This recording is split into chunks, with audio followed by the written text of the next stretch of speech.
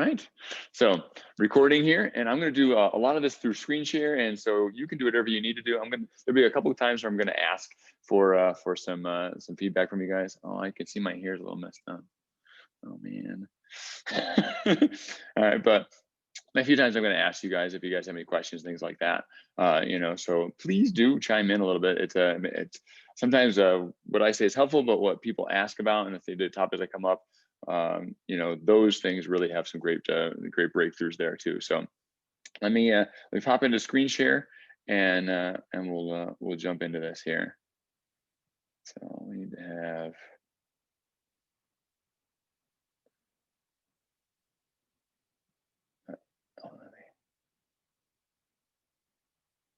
Almost got it.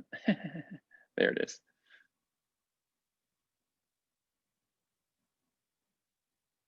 All right, I'm going to go for nice full screen here. So this is actually from an intensive weight loss workshop I did. So this is actually like a several hour thing. So I've thinned it out a little bit to work in this setting, but it's really good. And it'll help me bring up some things that maybe I don't bring up as often, and because those are nice. So the typical American story. All right. What happens is, we're all born, we're all made wonderfully, and things like that, and we're born in different scenarios, different settings, and at some point along the line, we get convinced that we're not doing a good job, or maybe we're not fueling our bodies really well, and so they have gained some weight, things like that. And a lot of times it's really in like adolescence where the first diet begins. And somebody they start dieting early on. I think Sarah was talking, she was like 12 or something like that, or 11 maybe even, when you start going into start thinking about dieting, and way too young. And and the wrong focus too. And then you go through that a whole bunch of times, and you spend a whole lot of time in body shame and things like that. It fluctuates up and down. Everybody knows you go to college and you get the freshman 15, and maybe you avoid the freshman 15, but you get out of college and you get a job, and all of a sudden that change makes you gain weight.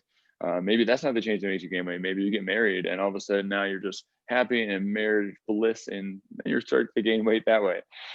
Sometimes the kid comes in, and you're so busy, wrangling this child and not sleeping and juggling work and all that stuff that becomes a time that weight loss happens there. And it could be any one of those, and it happens over time. And sometimes you lose it some, sometimes you gain it some, and that's most likely that's where a lot of us are. Is that in this, somewhere in there, maybe we've gained some in all of those scenarios, and now we're at a place where we're not exactly excited about where we're at. And so I want to see if we can give you guys the tools to do a great job with some of this. The mindset, I think, is really important. I'm just going to move this a little bit. So who do you believe you are is basically what it is with mindset.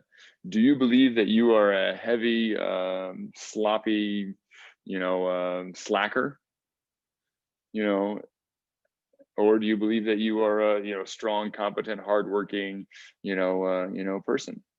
And it does change things, because there are some times where if at your core you feel like you are diminished, you're not that good, you are an overweight person, and you kind of feel like you're faking it anytime that you lose weight. I'm an overweight person who's faking it as a skinny person right now. And so if we really want to get to the goals on this, we need to start thinking about speaking as if it's already happened. All right. And so really what you're going to do is you say, in the past, and you might actually name things that you've recently been doing, some of your unhealthy habits and behaviors. In the past, I used to do this, and it's naming something you're currently doing. And then now I, is the things that you hope to someday achieve, but you're going to imagine like you're actually there. You're going to actually picture yourself in that place. And if you can get to that level that's an amazing thing. You know, that is where a lot of great breakthroughs and things like that come from. All right.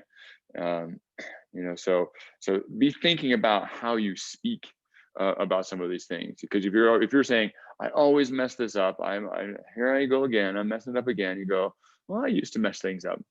You know, I used to mess things up, and then I would give up early and I wouldn't follow through. But now what I do is I keep persevering, and I keep going after it, you know, and I stay the course, you know, for these things, you know. So we got 6 weeks, and really it's much more than that. It's much longer than 6 weeks. It's the rest of our lives.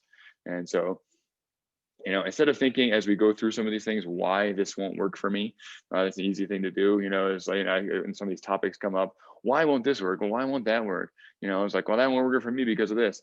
Try to suspend that just a little bit.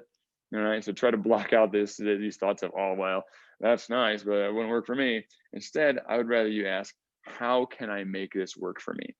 All right. That's interesting information. How can I make it work for me? Because maybe I don't work it the exact same way that he just said it, but maybe there's a workaround that I can use. All right. So the only thing you need to do, you need to do to lose weight. Here's a picture of Kay. You know, she's you know, been a friend a long time here, and there's only one thing we need to do, and that is eat less calories than we burn daily. That's it. That's the end. All right. Done. Any questions? You know, that's it. That's all we have to do. But it's, you know, it's easier said than done, because I just said it, and we all know that it's difficult to actually do that, to actually eat less calories than we burn every day. And so really the rest of this talk is going to be about how can we actually achieve that, actually achieve eating less than we burn every day. All right. And so, and maybe not every day, maybe some days, you know, we miss that, but you know, in general, in general. All right. I do want to take a moment, you know, and cover any questions you guys have on weight loss, and make sure I answer them as I go through this. I know sometimes it's you don't have them instantly, or maybe you're not thinking of them, and maybe you just think I'm going to cover them. But if any of you have a question, I'm going to leave a few seconds here for you to unmute and ask. I'm going to write it down, and I'm going to make sure that as I go through this, you know, I'm covering it. So what struggles have you experienced in weight loss? You know, is you know, what problems are you coming across, and what things do you need to get through? So pausing. Anybody?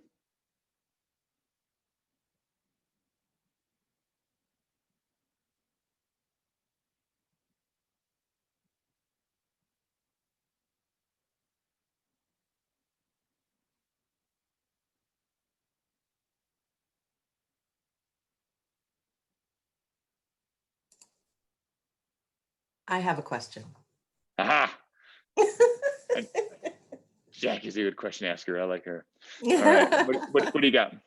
So I would think that if I'm not eating enough vegetables and I introduce a lot of vegetables into my diet, that's a win. Yeah. It is a win? Okay. I think. The recommended amount? I know it was a huge amount. Is pound of cooked, pound of raw. Pound of cooked, a pound of raw.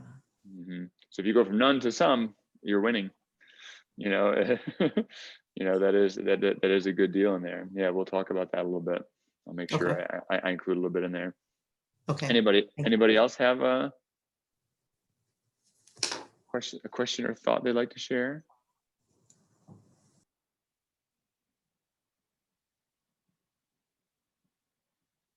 I like to pause long enough that you feel like uncomfortable and feel like you have to say something. So I gotta make sure I do that. All right, I'll get moving though. All right, so thank you, Jackie. So the studies, when they look at stuff, they say only 2% of diets work. That means that only 2% of people lose the weight and keep it off. So let's say, you know, if we were to use this 6-week challenge as an example, you say, okay, only 2% of people in this 6-week challenge will lose weight and keep it off, you know, and, you know, but hopefully some of us are closer to our goals and stuff like that too. You know, so, you know, that you could say that's very discouraging. But I mean, if you think of any individual, you know, who's been working on weight loss, how many times they've attempted weight loss, it starts to make sense. You go, yeah, it seems about right. Because for me, what I see is 50 tries should do it. All right. You know, if 2% of the time you win, you know, is by the time you've done it 50 times, you might be in the, you got really good chances that you're in the 2%. All right. So keep trying. Keep trying is the big thing on that, is you know, keep getting after it. So, you know, yes, it is difficult to do, and it's difficult to sustain. All right. Because a lot of people have lost weight. We have tons of people who come in here and they go, you know what, I have lost 50 pounds 20 or more times. Like I have lost it so many times, like I get whiplash, you know, from this. And so, you know, so yes, yeah, like weight loss, you know, like sometimes we get addicted to that cycle, a little bit of weight loss, weight gain. And so, you know, so what we're going to try to do is see if we can work on a healthy plan where we can actually like a sustainable healthy here. Our basic philosophy here, it's helpful. You don't have to have this philosophy, but this is our philosophy, just so you know how we're filtering some of these things. Move the way God designed us to move, and eat the way God designed us to eat, and always do it perfect so you can be a champion. All right. Just kidding. You don't have to be perfect. All right. You know, but we're striving to be better, because perfection will drive you nuts. And perfection a lot of times is the reason why people can't keep the weight off. All right, is that because the pretty good isn't good enough, you know, and so because they're not doing it excellently, they give up on it completely, and then they gain all the way back, and you know, it becomes the vicious cycle. So we want to try to start moving the way God designed us to move, which is actually quite a bit. God designed these bodies for movement. He designed them for doing things. You know, our typical life does not reflect that very well. And eat the way God designed us to eat. He has grown many awesome plants, and you know, all sorts of resources for us, you know, that are there. And the closer we eat to that, the better. And the more we move the way he intended to design, the better. And so we're not going to do it perfectly, though. This is a fallen, broken world, you know, and so we're not going to achieve that perfectly. So we're just going to try to do our best. So if you are sitting, you can stand up, or if you're walking, keep walking. I just want you to not have to sit the whole time. So if you're just sitting, if you're doing other work or something like that too while you're listening in, then fine. But if you're not, go ahead and shift around a little bit. You can march in place while I'm going through some of this too. All right. So there's only 7 ways to lose weight. All right. You know, so in my experience, I haven't found too many things that don't fit in these 7 categories. So if we're talking about the only thing we have to do is to eat less than we burn, here's 7 ways that we do that. All right. 1 is environment manipulation. You change the stuff around you. It causes you to move more or eat less. All right. So the cues around you, you try to manipulate those. Another one is eliminate foods. Number 2, eliminate foods, which is actually, so you actually stop eating certain food groups, maybe, you know, like where you're like, I'm going to stop eating sugar, you know, or I'm going to stop, I can't cancel my sodas, you know, and so you eliminate something out of your diet. That's one way. And that's what a lot of diets are about. A lot of diets are about what you're not going to eat. I'm not a big fan of that type of thinking of what you're not going to eat. I like to focus on what you are going to eat, you know, but it does, you know, there's a time and place for it. The third one is tracking your food, which is actually keeping a food journal, keeping a log. We definitely do that one, you know, a bit here. We're encouragers of that action, because, you know, something that is studied and watched happens more, as you can look at your heart rate and the points that you get for your heart rate in this challenge. You know, as soon as it's studied and watched and there's numbers to it, all of a sudden you're like, I feel a compulsion to do more. I got like, oh man, I'm behind. I feel like, oh, this, you know, so it gets you going a little bit more. All right. So that was the fourth one, is increase exercise. So that's definitely what this challenge is about. We're definitely increasing exercise, but you know, hopefully we're also decreasing inactivity. And I think those are 2 separate things. Is that sometimes it's like, it feels like it's exercise. You're actually doing repetitions and you're actually doing, you know, some of the cardio, but sometimes it is just, you're no longer sitting as much. You know, you're up and go for a walk, you know, and things like that. You do more out of a chair, you know, and now that helps out too. Your daily activity is a big factor here as well. And then increasing nutrient density, you know, is the idea of you eat higher quality foods. So like Jackie was talking about, is, you know, if you're not eating any vegetables, you're hardly any, and you add some more in there, you're not at the ideal yet, you're in that process. You know, we're not going for perfection. It doesn't have to be a pound of cooked, pound of raw, or you're out. You know, is you're looking for a progression on that. And so increasing nutrient density is how much nutrition per calorie, and so typically vegetables, are something that needs to be a part of that equation. And then manage the internal climate, and this is, our emotions, stress, anxiety, depression, emotional eating, all of that. And that's a big category. That's a big category. That's a tricky one. All right. Because a lot of this stuff, if it was just based on logic, all of us would be at our ideal body weight, because you would just say, well, logically, my body needs this much and I will take in this much and I will be just right. There you go.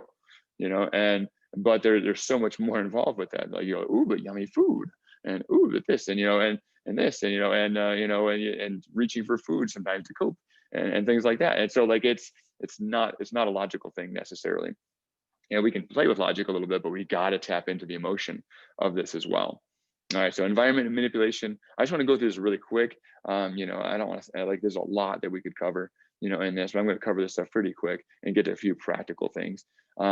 Environment and manipulation, I guess these are practical a little bit, but cue, routine, reward. All right, is the cue is something in the environment that makes you do something. The routine is the actual habit of doing it, and the reward is the benefit you get from doing it. All right, it's from The Power of Habit. He had the habit loop, and what's the other one? Atomic Habits, the book Atomic Habits. He actually has a fourth one in there, and I kind of like that here, because this one he meant to, in The Power of Habit, he mentions it too, but he doesn't make it part of the loop. But it's cue, craving, routine, reward. So it's like, let's say there's cookies on the counter. You see the cookies, and then there's a desire for the cookies. That's the craving. And then the routine is you go grab a cookie, or you break off a cookie because you're not going to eat a whole one, but you still eat part of one, every time you pass by. And so you break off one and you have a cookie, and the reward is, it feels kind of nice for a moment. It's a lovely flavor. All right. And so that's where our habits are based. So a habit that you want to break, you need to destruct part of that. All right. You need to break down one of those things to stop the loop from spinning, is decrease the reward, stop the cue from showing up, some of those things. A habit you want to build, you need to figure out where you're going to put those things. So the cue, is like, you're like, I'm going to go for a walk every day. Okay, well, what's the cue? What signals that? Like, is it a time of play, a time of day, a place, a location? Is when you walk home, your shoes are right in front of the door, and so you just change out your shoes and you go. Some people, like I said, they wear their workout clothes to bed, and they wake up and they're like, oh, I'm already dressed for it, might as well just do the workout. And so whatever it is, whatever the cue is there a cue? If there's not a cue, it's probably not going to happen though. All right. And so figuring out how to do some of that. So cues to disrupt, sometimes a visual cue. So if there's visible cookies on the counter, that's dangerous. We all know that.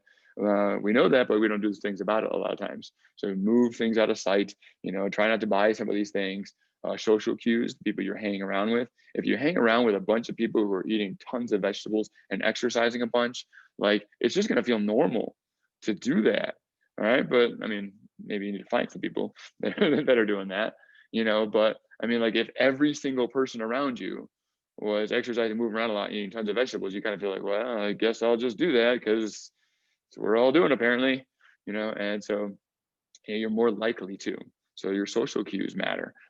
Smells, like talking about five senses, is, watch out for that. Every once in a while it smells like bacon outside the studio, and I'm like, no, not bacon. We don't need a bacon flavor drifting past our doors. But because that starts to, gives you a thought. Sounds, can be a cue. Locations can be a cue. Like whenever you show up a certain place, like a lot of people when they arrive home, they open the fridge. They're like, they didn't even think about whether they're hungry or not. They just open the fridge and look for something to snack on. And like, well, am I actually hungry or am I just home? And that's just what I do when I get home. And so looking out for that. Jackie, you have a question? I just wanted to point out an example of when you have been a role model. Yeah. So when we hiked up Bristol Hill, yeah, and then we made it down, and we were all seated at, maybe not at the tables, maybe it was in between, but you and your daughter took a break for a snack. Yep. It was romaine lettuce. Yeah. It was just stalk of romaine lettuce. And you guys were chomping on them. And I turned to Alan and I said, "That's so cool." And Alan, "Oh, that's crazy." Ah. It's a little crazy, but Yeah, so you set a role model. And so then when Alan and I were sick recently and we were eating like birds, we lost our appetite. And then we wanted to eat a little bit and we just wanted something healthy. He pulled the romaine lettuce out of the fridge and we were just like, "Oh, that nah. tastes so good." And I remembered you as a role model. Very nice. Very good. See, we can all be in this together. We can all be weirdos eating vegetables. Thanks, Jackie. So possible triggers, which is like similar to cues, but triggers often have that like, bad connotation to them, and so time, location, emotional state, the other people that are around you, and what action preceded the urge. You just get done with an uncomfortable conversation with somebody and you go find yourself wanting to crunch on something, and so there's certain things like that. So just start becoming a student of some of that. Eliminate foods. Diets are like low fat, vegan, paleo, keto, no sugar, gluten free, all this stuff. They're all based on eliminating foods.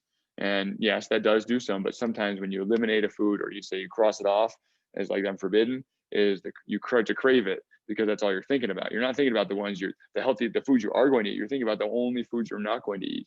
And you spend too much time thinking about the foods you're not going to eat. So you do need to watch out for that. And so I'm a bigger fan of focusing on what you are going to eat, and hopefully that pushes out some of the other things. All right, and so not so much spending all your time on what not to eat. All right, so but sometimes there's things to consider eliminating. There's dairy, gluten, nightshades, added sugars, because like for some people they're straight up killing you. They're causing inflammation, and that inflammation is causing so many problems in your body.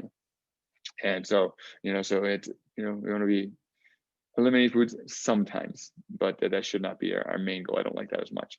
Tracking food, learning how much that food costs. So we have that online food journal that's available to people to try out, along with this program.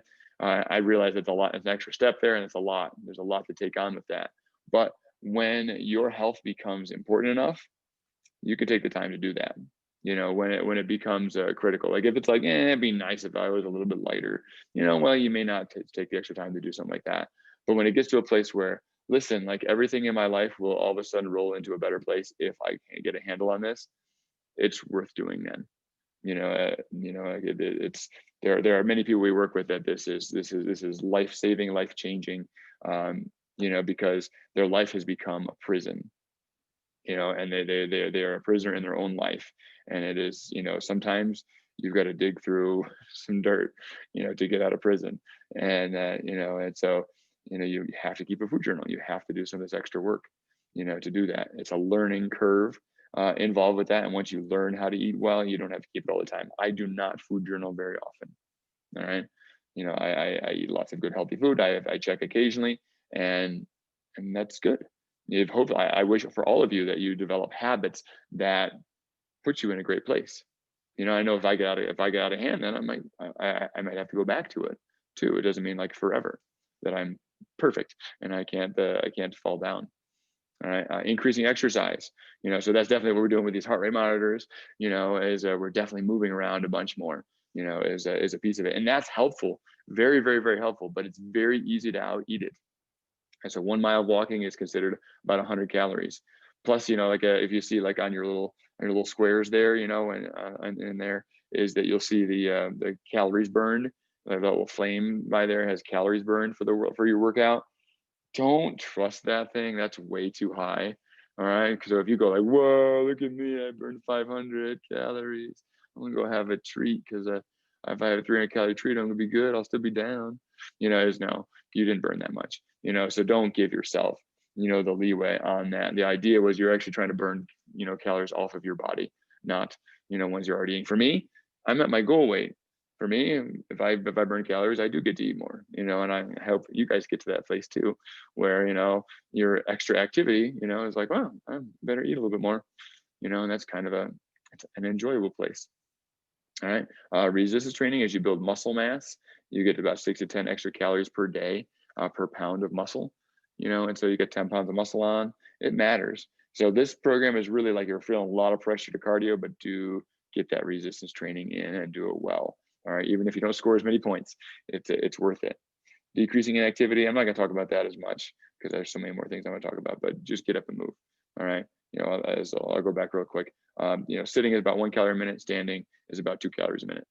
All right, and so you go, well, there's something, there's something that matters, and you can already see, like, with extra movement, what that can do for you too.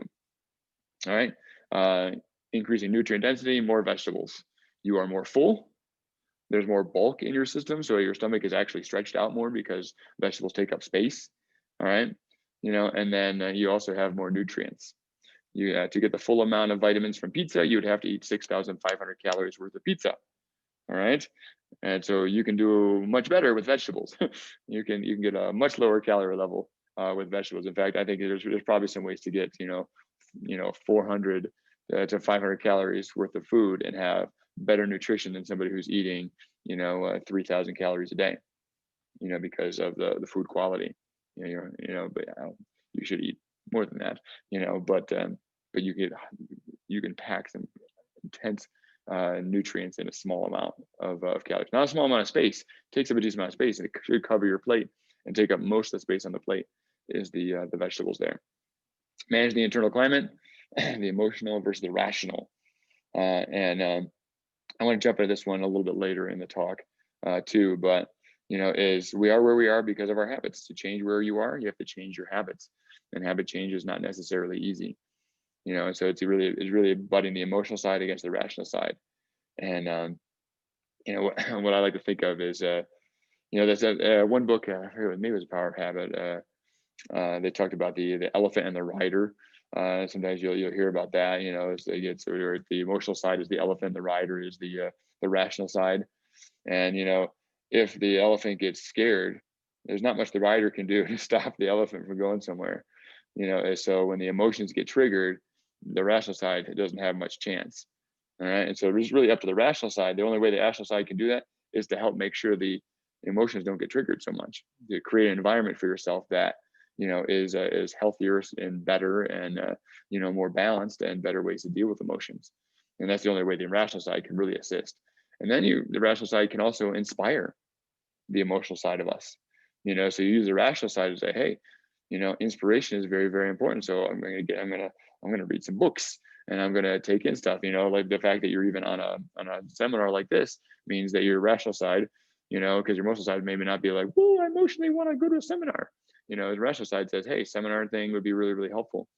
And so now you go, okay, hopefully something in here can spur the emotional side too. You get the craving for better health.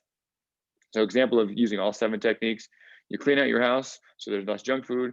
You stop drinking soda so there's an elimination, there. And so environment manipulation and then elimination. You eliminated something. You keep a food journal to track your calories. You join an exercise program. You stop watching TV after dinner. You go for a walk instead.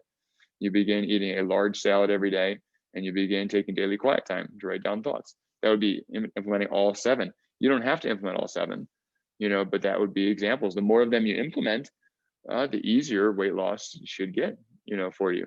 The more likely it is to happen, and so you want to, use these intermittently. And like, I wouldn't necessarily go for all of them all at once, but I would focus on the ones you think you're going to move the most.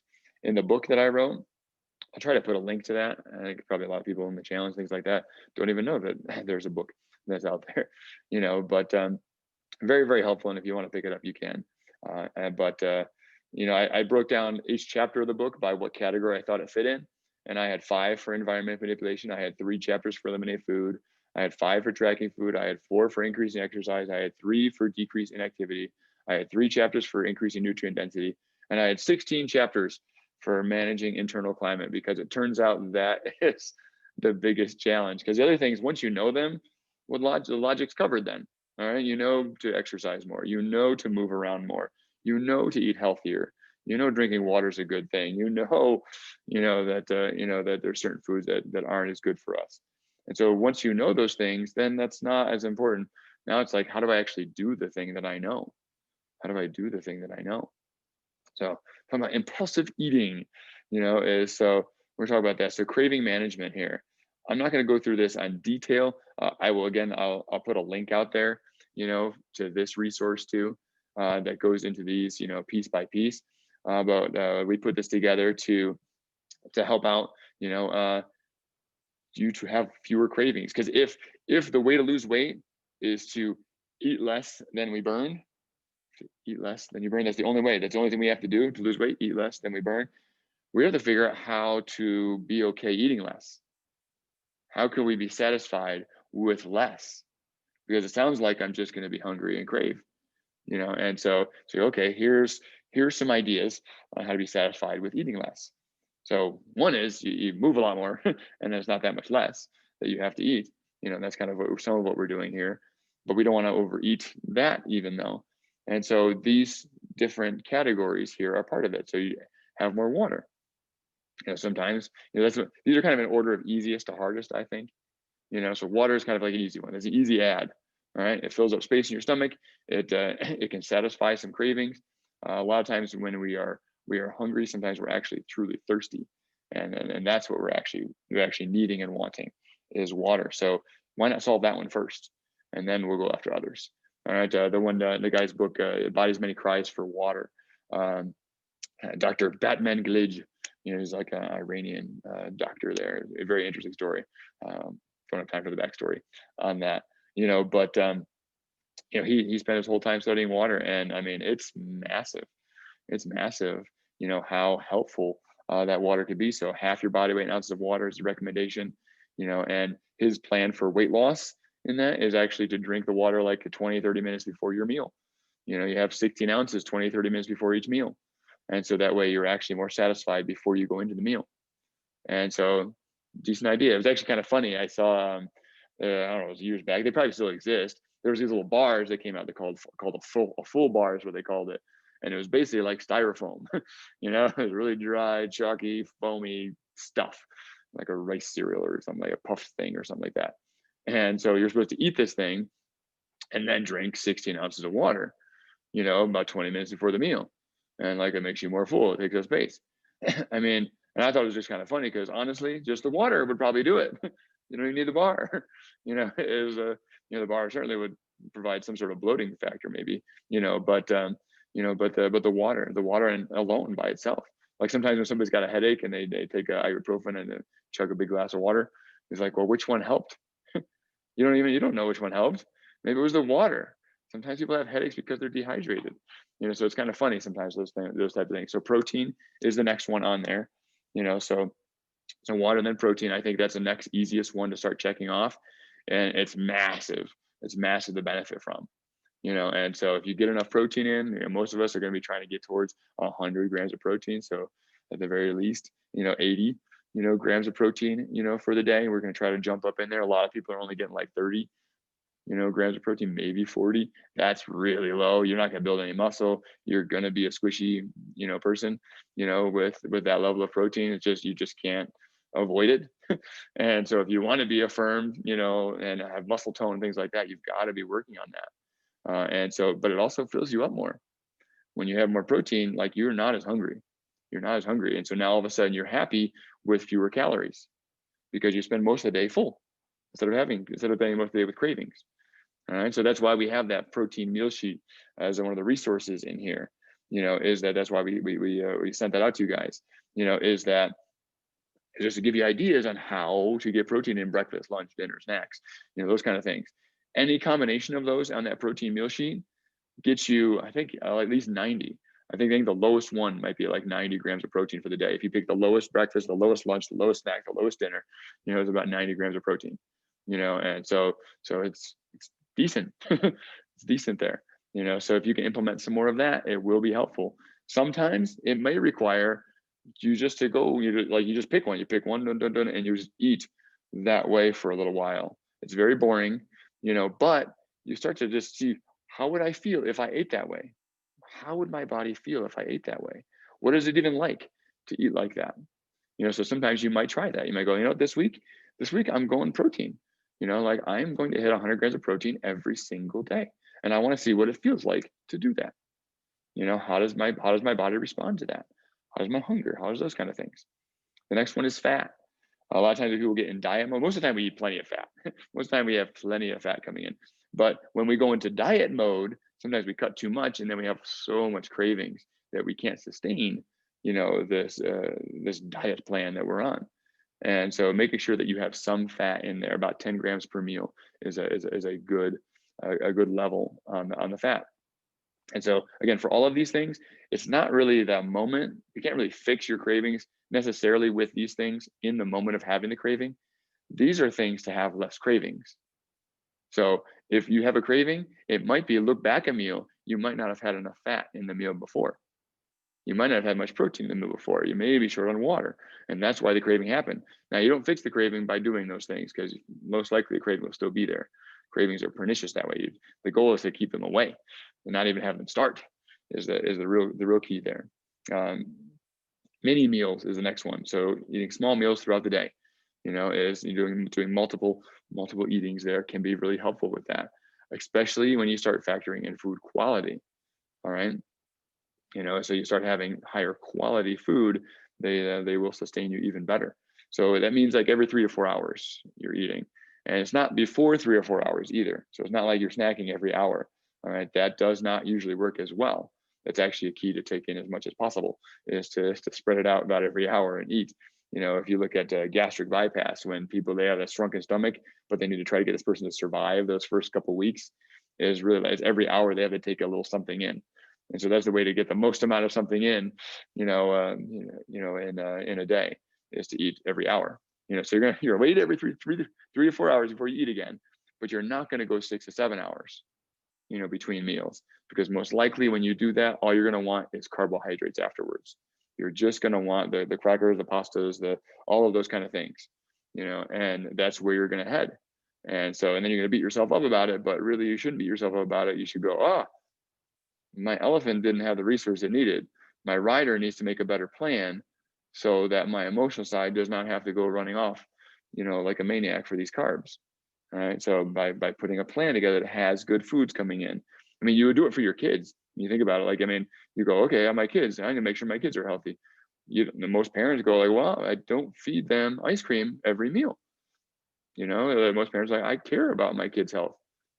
And that's a kind of the rational side, right there, saying I care about that. Helping out the emotional side, which is your child is more, they definitely operate more in the emotional, spectrum there. And so you're trying to make sure, okay, if I give them lots of sugar, they're an irritable, cranky, angry, sad mess. Do you think that's true only for kids? Or is it possibly true for adults too? You give them too much sugar, it's tougher to regulate emotions. You're up and down and all over the place.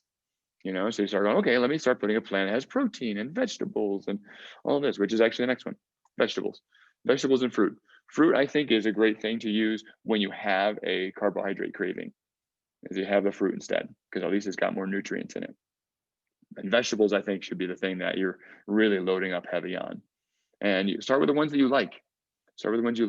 I did a video one time, and I made as a silly thing. I had a picture of vegetables and I had a picture of a mug of beer, and I said vegetables are like beer.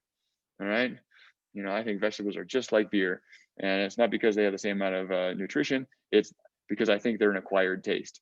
Nobody has their first sip of beer and goes, "Wow, this is so delicious." Now I know exactly what everybody's thinking. You have when you're a teenager, you have first sip of beer, and you're like, "What? This is what they're doing? Like, soda's way better. I don't understand." Maybe some of the mixed drinks, but this beer, what? Nobody's first drink of beer is like, wow. But then people acquire a taste for it, and they go, oh, look at, this, and they could taste all the intricacies and all the amazingness. And, they're like, this is this kind of beer and this is that kind of beer. And, all of that stuff, wine the same way. And they're like all these little different variations of flavor, you can acquire that. And I think you can acquire that with vegetables too. But at first you're going to eat them and be like, they're not really that good. Yeah, it may not be, but you start with it. All right, just like water. When I switched over to drinking more water, I was like, this stuff tastes kind of blah. It's pretty blah, this water stuff, you know and I like the other things better. But after a while of doing it more often, as I actually started to develop a craving for it, and I started to appreciate it more. And I think you could do that with vegetables too, and that actually has happened with vegetables with me as well. I actually enjoy vegetables more than I used to, because I started eating more, and our body starts to change. our body starts to change. Taper back on sweets. After you've accomplished the first 5, then you can worry about cutting back on sugar. All right. Don't cut back on sugar until you're really good at those first 5. If you're not good at those first 5, keep working on those first 5. All right. Do those things, because a lot of times that will take care of some of the sugar cravings. Because if you cut back on sugar without having the other stuff in place, you'll just end up really, really hungry and just white knuckling it through. So don't mess around with that. Get the other things in place first, and then maybe get back on the sugar. Again, these are in order of easiest to hardest, I think. And so cutting back on sugar is higher on the list. It's harder. It's a harder one. All right. Number 7 is avoid poisons. That is food additives, dyes, all that kind of stuff.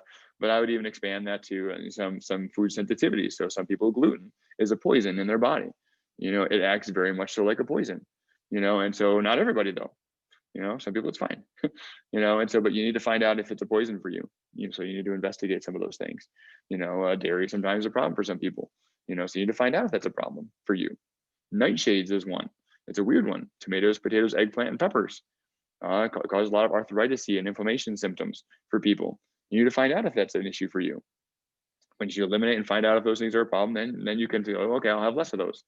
But I also put in, this is less popular, I put alcohol, caffeine, those kind of things in the poison category. They are drugs, and you want to have less of those. you want to pull back on those things a little bit. They have a strong effect on our bodies. And so caffeine, I know, is one that's really hard for people. Alcohol, they know, like, okay, yes, I've seen an alcoholic and it's a horrible thing. So I get how there's a time and place to cut back on alcohol. But caffeine, a lot of times we don't see that as much. But everybody's talking about cortisol and their stress levels and their anxiety and all this stuff like that. And you don't think amping yourself up with a jittery making agent is going to give you more anxiousness, more anxiety, more stress? It's going to interfere with your sleep. It does.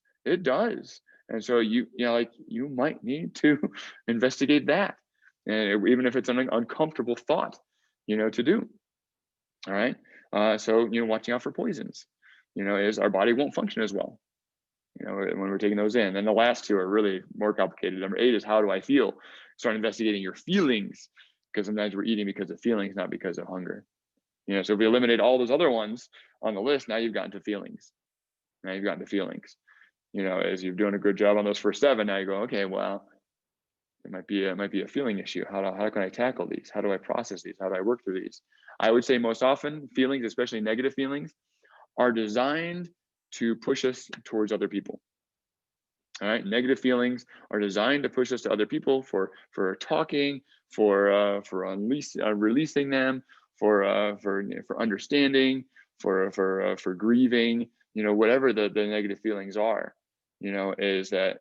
So a lot of times we avoid it. We think we're all supposed to do it on our own, and so we use other things to control our feelings. When our feelings really are designed for interaction. They're designed to spur us to connect with others, and a lot of times they just spur us to connect with a pint of Haagen-Dazs. And so, but that doesn't solve the root cause. It doesn't solve the root cause. It gives you a happy feeling for a moment, but doesn't solve the deeper thing. And then number 9 is create a craving. Is that you start thinking about, what do I really want out of my life, for my body, for my health? And if you start painting a picture of what that looks like when I'm eating healthy, when I'm being strong, when I'm all of these things that are possible for you, they're possible for you. And so when you're doing those things, what does that look like? What does that feel like? What happens in your life when that happens? You think about your stress levels now and you go, what if, I'm at my goal weight, I'm strong, I'm healthy, my cardiovascular system is so powerful, I surge up the stairs and I have no problem, what do I do with life? Life becomes an exciting adventure. That's so cool. I get to do this, I get to do that. I feel great here, I feel great there. That exciting feeling can be enough to say no to a yummy dessert or something else that really isn't that great. So sometimes let's say you have somebody there's a big buffet of desserts or something, and they're all lovely, they're all wonderful things, but if you really have this craving for this healthier place, this place of strength and empowerment and being able to serve others because you're not trapped in your own body, is that now you go, all right, those things don't look better than that feeling will. Those things don't look better than that feeling will. I can say no. And every once in a while, there'll be something where it's like, dude, that looks amazing. I'm going to have that. But you'll see, it'll be more rare because it won't be like, you know what, I had this bite and it was kind of cruddy. And so why would I finish this? Just finish this dessert just because? No. If I'm going to eat something, it's going to be a really good dessert. It's going to be something awesome. If I'm going to spend some calories on it, if I'm going to move myself maybe a tiny bit away from that feeling, it better be an awesome reason. It'd be very delicious. So you might still have some of your favorite things, but you're going to skip out on some of the meh things. They're like almost nice, almost tasty. They're pretty good. You could say no to more of those things if you have a strong enough craving for where you want to get to. How you think affects you physically. All right. So I've seen this happen over and over and over again. The Ghrelin milkshake study, what they did is they gave people a milkshake. All right, they gave them a milkshake, and they said, and they gave them the nutrition facts for the milkshake. They said, here is the thinful indulgence or something, some kind of thin but practical milkshake or something, and so they talk about how it's got some protein, it's got low sugar, it's got this many calories, this is going to really help out, you're feeling good. And they had people come, they had people like fast before they came. So they were like, made sure they were hungry before they came. And they checked their ghrelin levels, which is like a hunger hormone, before they started. And then they checked them after they had the milkshake. They waited a certain amount of time afterwards for it to kick in a little bit. And they checked their hunger, their ghrelin response then. And they sent them on their way, and the next time they had them come in, and they gave them the sinful delight. It was like 3 times the calories. It was like all sorts of sugar and awesomeness, and it was like, this is what you're getting this time. And then they took their ghrelin response to their hormone before, and again they waited till it kicked in, took it afterwards. And it was fascinating because the people who got the thin full delight, so when they got that one, their ghrelin went down a little bit, not a lot, but it was about appropriate to what they had, what they took in. The milkshake, quality there, is like, okay, so it's like it should have helped, and it did. Now, when people had the ultimate delight, the really awesome milkshake, super calories, the ghrelin, the hunger hormone went way down, like, I don't know, almost like 3 times farther down. Like it was crazy, right? And I go, okay, well, that's appropriate. That seems right. They had this really rich thing, and so it should get hunger down more than this really thin thing. Well, the kicker was, it was the same milkshake. They gave them the same milkshake both times. And so you go, whoa, oh, my brain hurts. Oh my goodness. How we think matters so much. They thought they were getting lots of calories in, and their hunger went down. So guess what? When you're logging food and you misrepresent what you're doing in logging, and it looks like you had 1,200 calories, but actually you had 2,000 calories, you're going to be as hungry as if you had 1,200 calories, even if you actually had 2,000 calories. You will feel just as deprived as if you truly had 1,200 calories. And so being accurate with our food journal is a factor there, because we need to know that we do not, if we think we are starving, we will be more hungry. If we think we have fed ourselves adequately, we will be more full. So what we think about the foods we're taking in, matters a whole lot. And so we want to make sure that we're pretty accurate with keeping track and keeping record of these things, so that way, you're eating it, and you go, this is a good amount of calories. This is going to fuel me. This has got great fullness stuff. It's got lots of stuff in there. It is a fully filling meal right here. And you eat that, and you go, like, because if you walk through the day feeling like you're denying yourself constantly, you will be hungry constantly. It is absolutely amazing. Our mind is way more powerful than it's way more powerful than I even give it credit for. All right, it's way more powerful than any of us give it credit for. So the thoughts that go through our head is crazy. Thoughts are not just a random thing. Thoughts are physical. If I start talking about, a really, rich, awesome dessert experience that I had, so you're starting to picture this thing, most likely the thought of thinking of it and going through that, you will be more hungry. So the more, I think about, women are more guilty of this than guys, I think sometimes, but I think we're all guilty of it, is food porn. Is putting out like all these like looking at pictures and looking at recipes and all these yummy delights and things like that, and your mind is in it a lot. Your mind's in a lot, and if you put those things in your mind a ton, it's tough. It's tough. You're thinking about all these yummy things, and it is going to kick up hunger more.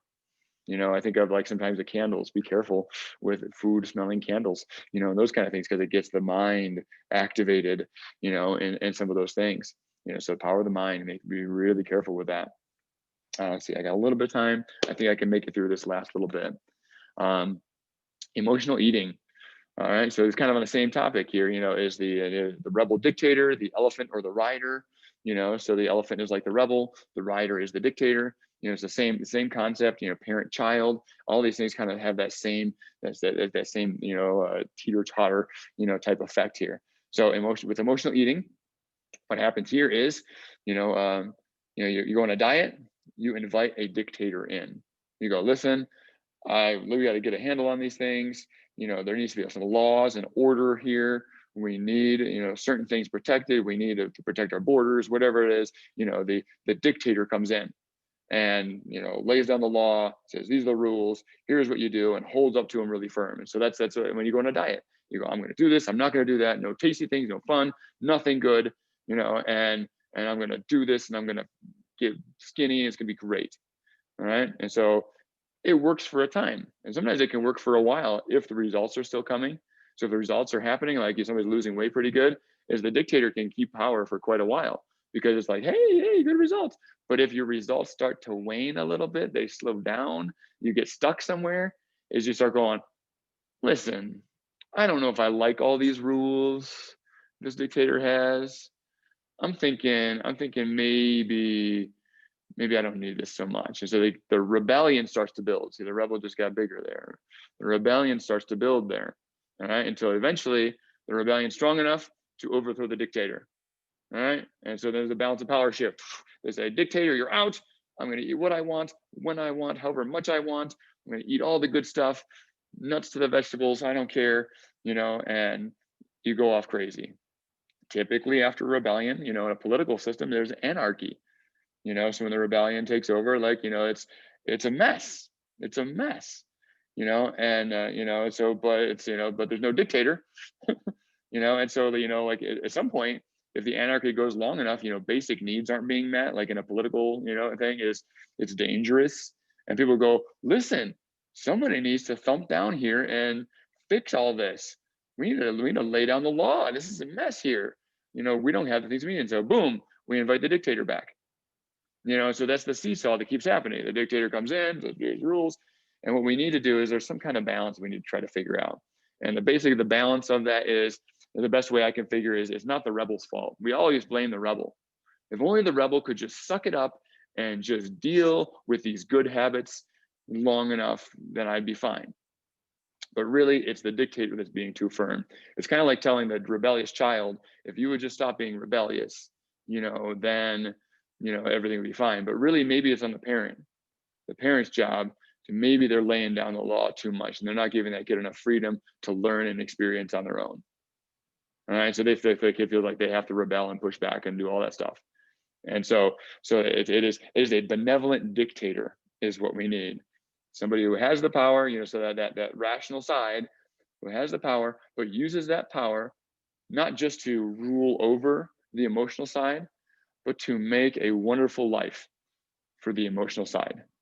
A well-balanced life where the emotions are being sought after, where, being well-fed, well cared for, all those things. Because if there was a dictator, and this happens sometimes, dictators can stay in power for a very long time. And sometimes the dictator is very beloved. People love the dictator because honestly, the dictator actually does make sure people are safe. They make sure people are fed. They actually feel like that dictator really does care about them. He cares about them as people. And so they're like, why would we change this? Because, like they're taking care of things. I kind of like that. It's not a big deal. I enjoy that. And so it's when the power gets abusive. That's when the rebellion builds up. So you got to make sure the rules aren't so strict and so tight that you feel, so constrained. That's why I don't like elimination diets as much, because again, it's so much on this dictator side, so much on like, you will do this because you have to. All right. And so I don't want too many people going that way during this 6 weeks. Otherwise, it's just going to slap you back again. And so like, it's wonderful. At the end of 6 weeks, you're like, I'm in the best shape I've ever been in my life. And then 12 weeks later, you're like, I'm back to normal.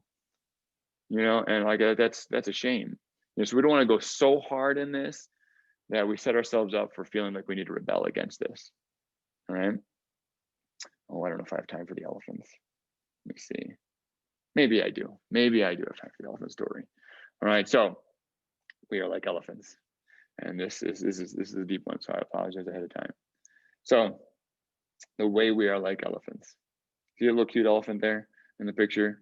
It's adorable. I mean, like, oh my goodness. It makes you want a pet elephant. It's so cute. All right. Just like little babies make you want little babies. But so this little elephant there. Do you know how they train elephants? For work, to be, because it's a huge animal, so powerful. How do you get that animal to submit? Is when they're real little, they take that elephant and they chain it up. And they put it on this little peg and they drive a stake deep into the ground. And that little elephant tries to get away, tries to get away from that chain. And it pulls and it pulls and it pulls and it pulls. And it cannot get out of that chain. And eventually it just gives up and realizes that the chain is there, it's stuck. And you know what? When that elephant gets older, all they have to do to keep that giant elephant to stay in one place is tie a little rope around its ankle and a little wooden stake in the ground. Just enough that it can feel it. It can feel that. But it could pull out of that so easy. So easy. But it doesn't. It doesn't, because it was taught long ago that it was useless. And so for many of us, we were taught way back when that we are not as great as we actually are, that we have some major faults, that we are this way, that we are incapable, that we are just a heavy person, that we are just that way, and we're stuck, and we believe it. And that's the biggest trick, is we actually believe that it's true, because we are actually this powerful force that can achieve nearly anything. Ridiculous amounts of achievement are possible, but we don't go for it. We don't go for it because we're stuck in that. And the key to a lot of this, the key to getting to where we want to be, because the strange thing is our physical health, it does represent our emotional health a lot of times. And so the key to getting to the place where you want physically is to start championing the freedom of that little elephant, is to free that little booger of that chain, to say, listen, I get it. Your parents treated you a certain way. Somebody with power over you that you believed took advantage of that. They did you wrong. They did you wrong. And that's it's not right. That's it, the world has that in it, and it's not right. It's not right. But it is not the case anymore. You had some coping mechanisms that you developed in that time that got you through. They got you through. You survived that stuff, that life, high school even, you had coping mechanisms to get through these things. And a lot of times we want to just trash them and say those coping mechanisms are crap. They're holding me back. The better way is to release them. is to actually be thankful that they were there. Like Linus here in his blanket, you know, is like, be thankful that it was there because it got you through. So the emotional eating, the whatever else it is, you know, compulsive habits, other things, be thankful because it served a purpose. It got you through. But then you go, you know what? Thank you for your service. Your services are no longer needed. I have grown and I have other strategies that can take over. I appreciate what you've done for me up to this point, you know, but I have other strategies that I can use to fulfill the needs that I have. I don't have to go back to this one.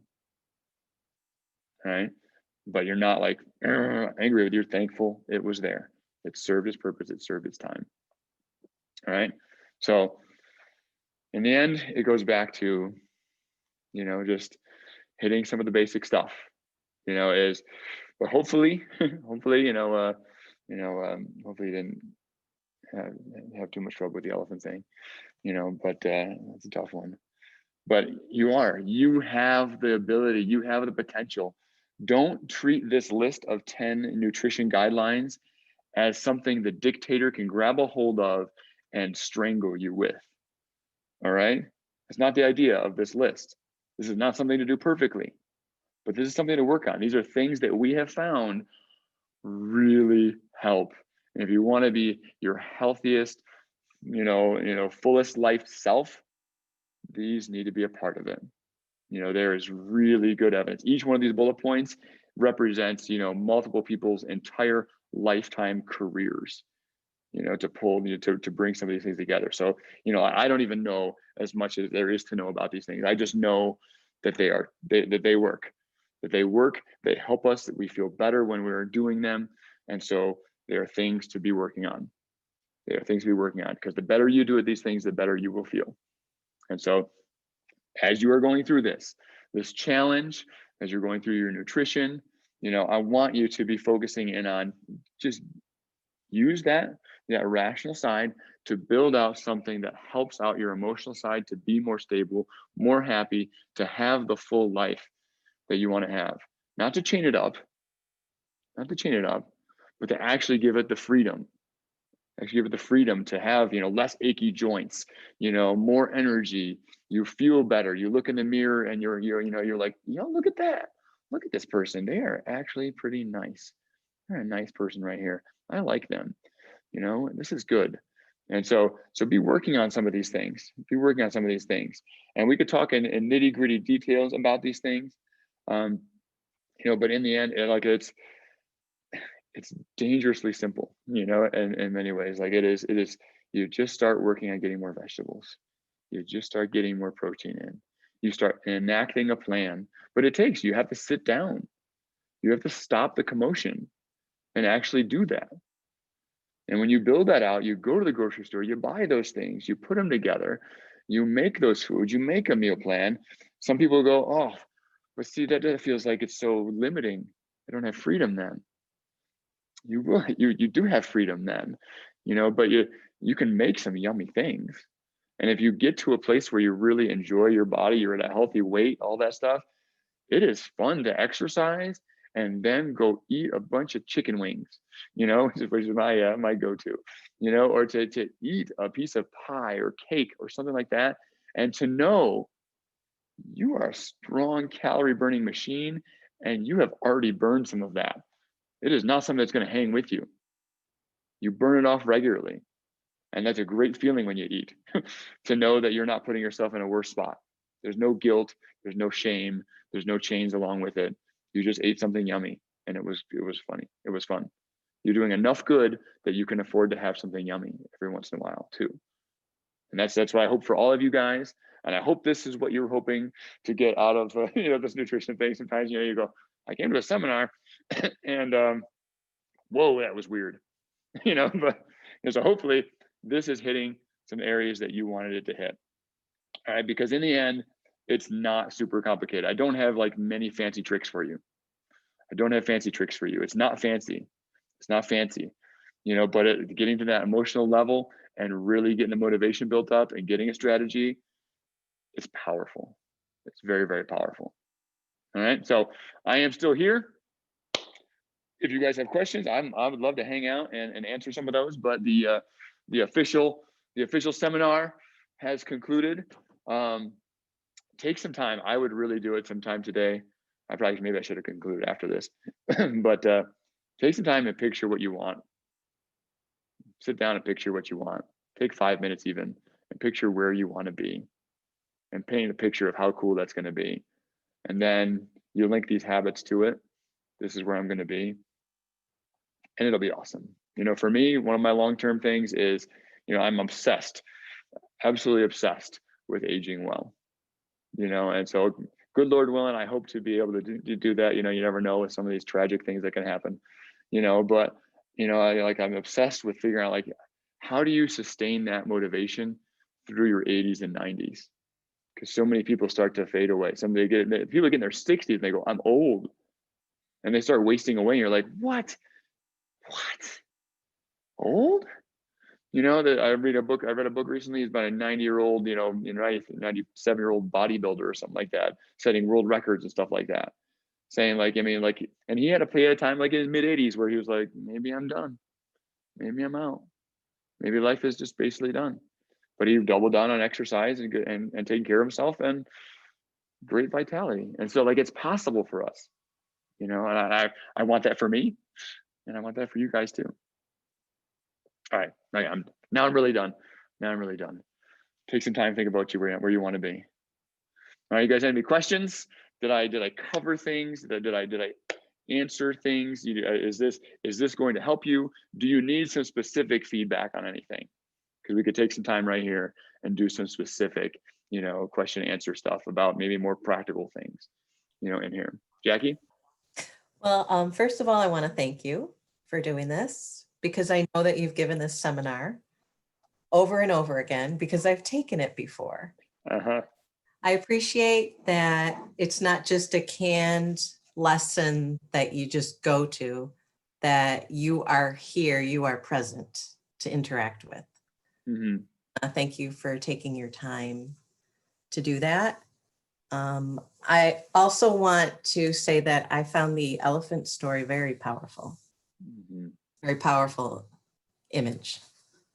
Yeah, it's a helpful one.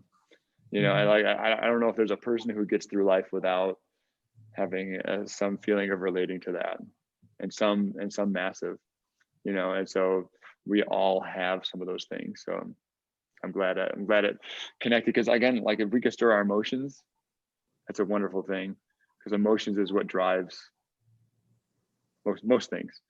You know, change doesn't happen until the emotional side gets involved. Yeah. Very cool. Anybody else have any things? We still got 11 of you here. You could have cut out already. Anybody else? Anything to talk about, mention? Everybody's ready to kick butt on nutrition, do the good stuff, take care of themselves, move around a whole bunch, get healthier, stronger, feel better.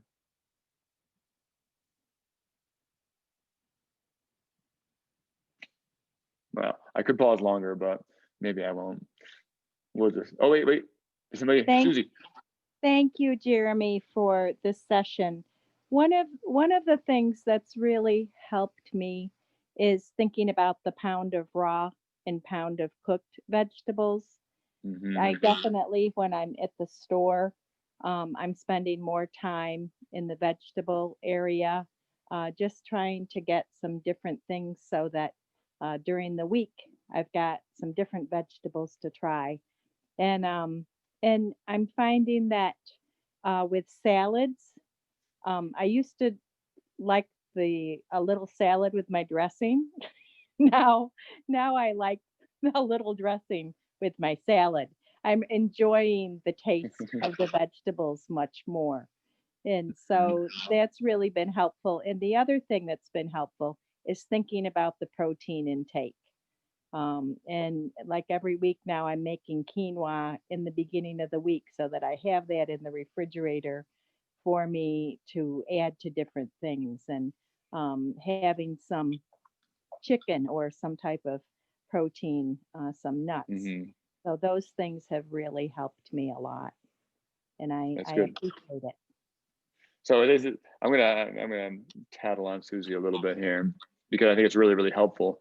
Susie, is not logging in Vitabot. Susie is not logging in Vitabot, and she's lost 25 pounds. You do not have to log in Vitabot to lose weight, but you see what she just said there? She's nailing vegetables, she's nailing protein, she's working on it. All right. And so, so that is possible. That is possible to do.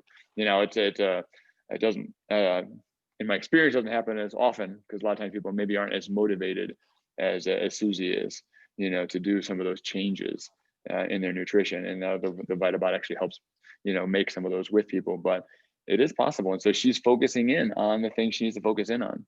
So if food journaling is a huge barrier to you, it doesn't, it's not the only way. It's not the only way, but you've got to be doing enough of the good stuff for it to show up for you.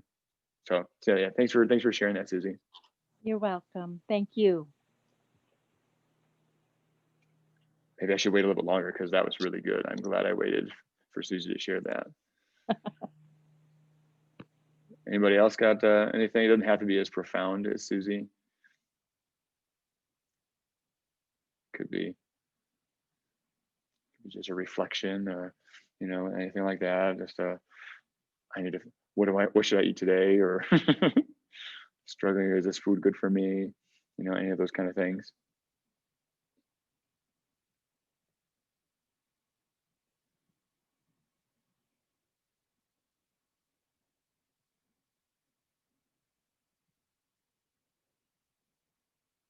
All right, now I'll stop it. All right, so thank you guys for joining in. Again, hopefully this was helpful. If it was helpful, you found some of this stuff motivating. I will try to get the recording up. And again, some of these things, like for me, when I find something that's really helpful, there's books that I listen to. Like there's ones I listen to every year. Like there's ones I listen to more often. There's ones there are things that I go back to. And so some of these resources here, they're good. It's gonna stand the test of time. Like this has been around, like Jackie said, I've given this talk before, is like, this is really good stuff. And so I'm gonna post the recording, and sometimes you might need to go through it again, as once because motivation's a big deal, so you might revisit the recording, you might revisit the nutrition guidelines, videos and things like that, the craving management thing, that I'll make sure there's a link out there too, is you might, you need to go back to those things. Like I don't have one of those memories that just like locks this stuff in forever and like it's done, is like a lot of times I get reminded of them, it's because I know all this stuff. And when I go through this stuff to get ready for doing the seminar talk again, I'm like, oh yeah, that's so cool. Oh, that's so, it blows my mind sometimes going through them because I'm like, I forgot about that. I made this PowerPoint and I forgot how cool that is. And I forgot how important that is, and how powerful this story is, and so it's worth going back through sometimes. So it'll be available to you guys. Hopefully it can serve you well for now and maybe even for later. All right, you guys, have fun, be safe, God bless. Thank you, Jeremy. Bye, Jackie. Thank you. Bye, Barb. Bye, Pat. Bye, Susie. Bye, Sandy. Bye, Amy. Thank you. Bye, Michelle.